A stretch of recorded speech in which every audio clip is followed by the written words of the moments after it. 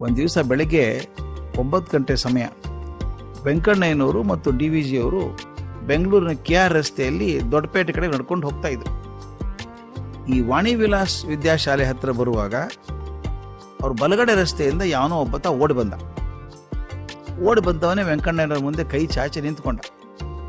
ಅವನ ಪಂಚೆ ಕೊಳಕೋ ಕೋಟ್ ಬೇರೆ, ಅದು ಹರಿದೋಗಿದೆ.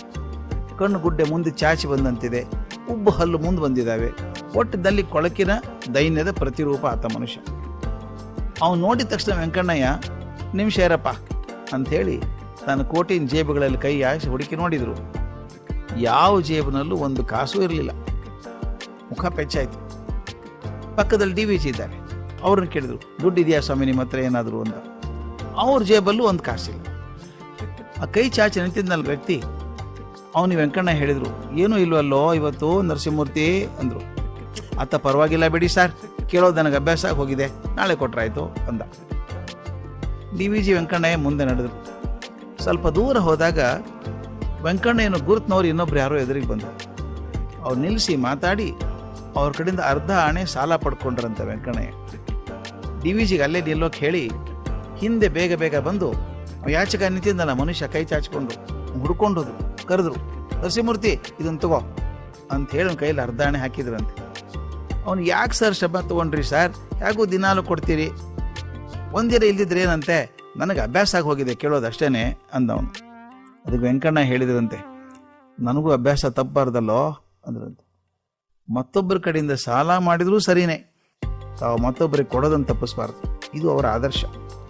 ಅದಕ್ಕೆ DVG ಹೇಳ್ತಾರೆ, ಇದು ವೆಂಕಣ್ಣಯ್ಯನವರ ಸ್ವಭಾವಕ್ಕೆ ಬೀಗದ ಕೈ ಅಂತ. ಅವ್ರ ಸ್ವಭಾವಕ್ಕೆ ಬೀಗದ ಕೈ. ಕನಿಕರಿಸೋದು, ಕೊಡೋದು, ಕೊಟ್ಟದ್ದನ್ನು ಲೆಕ್ಕ ಹಿಡದೆ ಮರೆಯೋದು, ಇದು ವೆಂಕಣ್ಣಯ್ಯನವರ ಜೀವನ ಆದರ್ಶ. ಅದು ನೆನೆಸ್ಕೊಂಡು ನನಗೊಂದು ಮಾತು ನೆನಪಾಗುತ್ತೆ ಸ್ನೇಹಿತರೆ.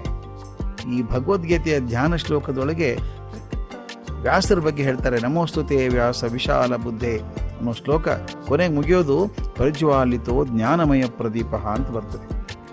ಇಲ್ಲಿ ಪ್ರದೀಪ ಅಂತ ಪದ, ಪ್ರದೀಪ ಅಂದ್ರೆ ದೀಪ ಅಲ್ಲ, ಪ್ರದೀಪ ಬೇರೆ ದೀಪ ಬೇರೆ. ಯಾವ ಮೂಲ ಬೆಳಕು ಸದಾ ಪ್ರಜ್ವಲವಾಗಿದ್ದು ಬೇರೆ ದೀಪಗಳಿಗೆ ಬೆಳಕು ಕೊಡ್ತದೋ ಅದು ಪ್ರದೀಪ. ಅದು ಸ್ವಶಕ್ತಿಯಿಂದ ಉರಿದು ಮತ್ತೊಂದು ದೀಪಗಳಿಗೆ ಆಧಾರ ಆಗಿರುವಂಥದ್ದು. ಅದು ಬೆಳಕಿನ ಮೂಲ, ಆ ಪ್ರದೀಪ. ಅದು ವೆಂಕಣ್ಣಯ್ಯನವರು ಬರೆದದ್ದು ಕಡಿಮೆ, ಆದರೆ ಅದೆಷ್ಟು ಲೇಖಕ ಪ್ರಚೋದಕರಾಗಿದ್ದರೂ ಲೆಕ್ಕ ಇಲ್ಲ. ಆ ದೃಷ್ಟಿಯಲ್ಲಿ ನಾನು ಹೇಳೋ ಪ್ರಕಾರ ವೆಂಕಣ್ಣಯ್ಯ ಒಬ್ಬ ದೊಡ್ಡ ಪ್ರದೀಪ ನಮ್ಮ ನಡುವೆ ಇದ್ದಂಥವ್ರು. ಈ ಮಾಹಿತಿ ನಿಮಗೆ ಇಷ್ಟವಾದಲ್ಲಿ ನಮ್ಮ ಚಾನಲನ್ನು ಲೈಕ್, ಸಬ್ಸ್ಕ್ರೈಬ್ ಮತ್ತು ಶೇರ್ ಮಾಡಿ. ಧನ್ಯವಾದ.